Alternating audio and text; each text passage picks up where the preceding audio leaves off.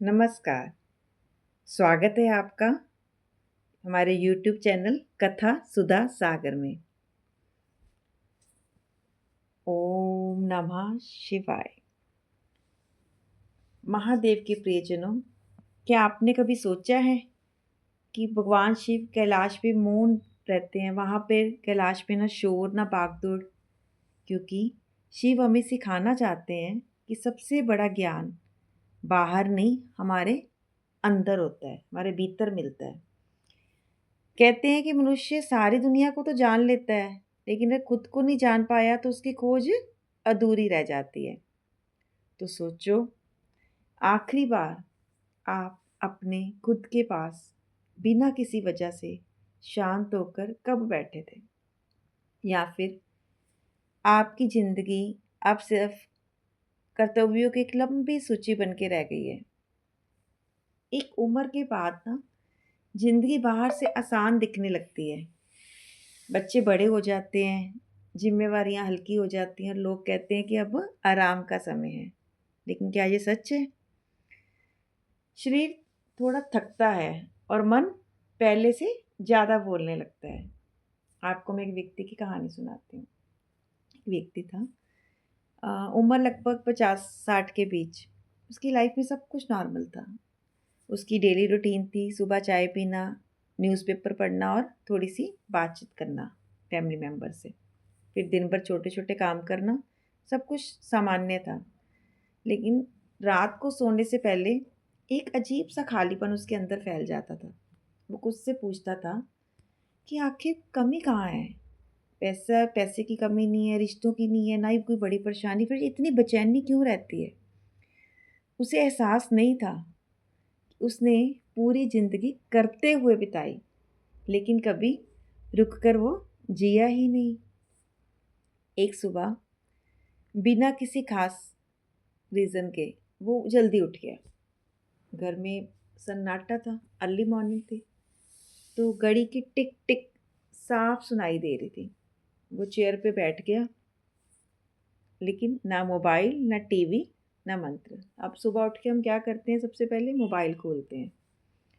तो हम सबसे पहले तो खुद से ही दूर हो जाते हैं। हमें खुद के साथ बैठा, उसने मोबाइल लिया ना, उसने टीवी ऑन किया, बस खुद के साथ। यहीं से असली कहानी शुरू हुई। अभी वो बैठा ही था चेयर पे कि पहले ही मिनट में उसका मन भागने लगा। वो सोचने लगा, बैठा तो चुपचाप था आंखें बंद करके, लेकिन मन दिमाग में क्या चल रहा था? कल किसने क्या कहा, बच्चों का भविष्य कैसे संवारना है। अंदर इतना शोर था कि वो घबरा गया। उसने सोचा कि शायद मैं शांत नहीं बैठ सकता। जैसा मैंने सुना था कि खुद के साथ बैठो, जैसे आज मेरी वीडियो आप सुनोगे तो आप कहोगे कि मैं खुद के साथ बैठना शुरू करूं, लेकिन वही होगा जो इस आदमी के साथ हुआ कि बच्चों का फ्यूचर सोचना, अपनी कामकाज का कैसे करना है उसको सोचना, कल किससे मिलना था, आज किससे बात करनी, ये सारा कुछ प्लानिंग्स कर दिमाग शुरू कर देता है, क्योंकि अंदर बहुत शोर है। उसने हार नहीं मानी, लेकिन वो अगले दिन फिर बैठा, फिर वही बेचैनी, तीसरे दिन चौथे दिन कुछ खास नहीं बदला। लेकिन एक चीज़ बदलने लगी, वो भागना बंद कर रहा था। धीरे धीरे उसे समझ आया कि मन को शांत करना हमारा काम नहीं है, हमारा काम है उसके साथ बैठना। जब पहली बार वो अपने विचारों को देख रहा था ना, तो पहले क्या होता था, विचारों में खो जाता था। अब वो विचारों में खोता नहीं था, अब उन्हें गुजरते हुए देखता था। पहले वो दिमाग में कोई विचार आता था तो दिमाग में हावी हो जाता था। वो चेयर पे अकेला बैठा हुआ भी बहुत सारे लोगों से घिरा होता था, उसके उससे भी दिमाग में बात कर रहा है, दिमाग में उससे भी बात कर रहा है। लेकिन अब क्या हो रहा था? वो दिमाग में बात आ रही थी और सरकती जा रही थी, उसको सोच नहीं रहा था लंबे टाइम के लिए, उसको बस निकलने दे रहा था। कुछ हफ्तों बाद एक छोटी सी चीज़ महसूस हुई। जब वे शांत बैठता था तो कुछ मिनट के लिए कोई जल्दी नहीं होती, कोई तुलना नहीं, कोई डर नहीं, कोई प्लानिंग नहीं, बस एक साधारण सच्ची शांति। एक दिन उसने खुद से कहा, मैं पूरी जिंदगी बाहर की दुनिया को संभालता रहा, लेकिन आज पहली बार मैंने खुद को संभालना शुरू किया है, खुद को। उसे समझ आया, समस्या कभी जीवन में थी ही नहीं, समस्या ये थी कि वो कभी अपने अंदर गया ही नहीं। तो शिव पुराण हमें बार बार यही सिखाता है कि संसार में रहो, अपने कर्तव्य निभाओ, लेकिन खुद से दूर मत जाओ।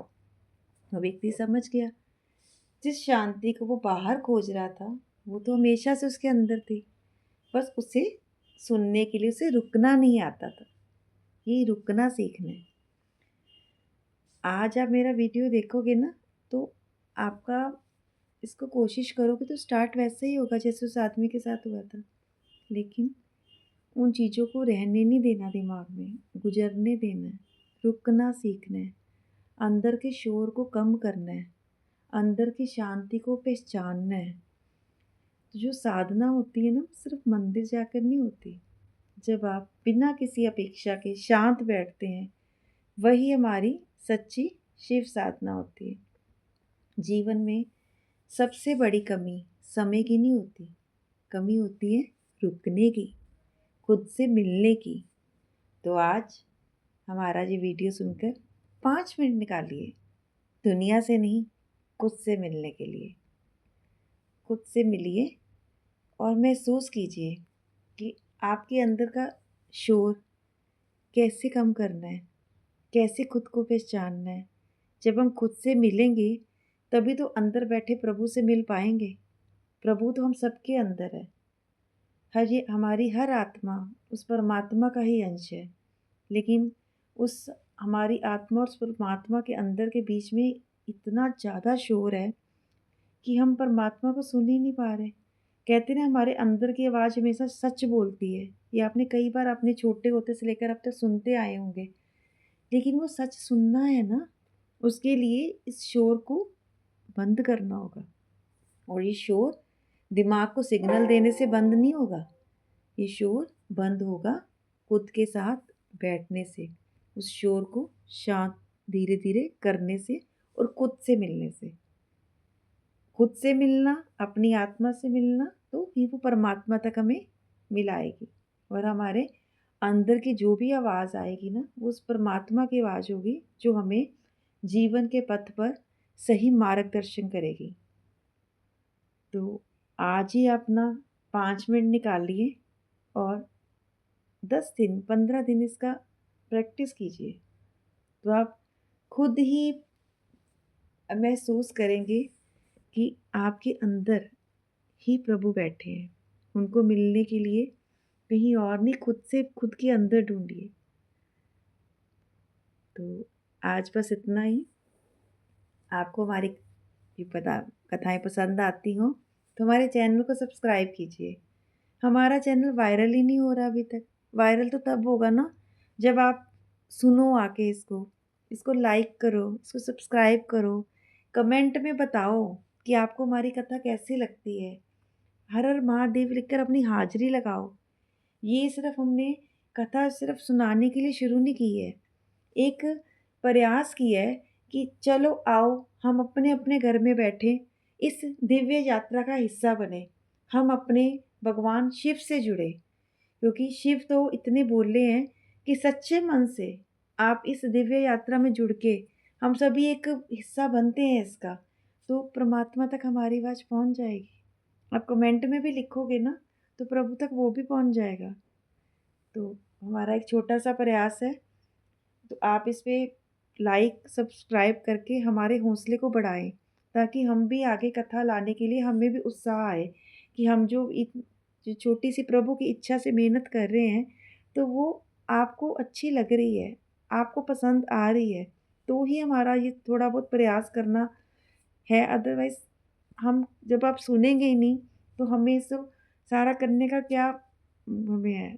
तो जुड़िए इस कथा के साथ, जुड़िए अपने प्रभु भगवान शिव के साथ और सुनते रहिए कथा सुधा सागर इन यूट्यूब चैनल।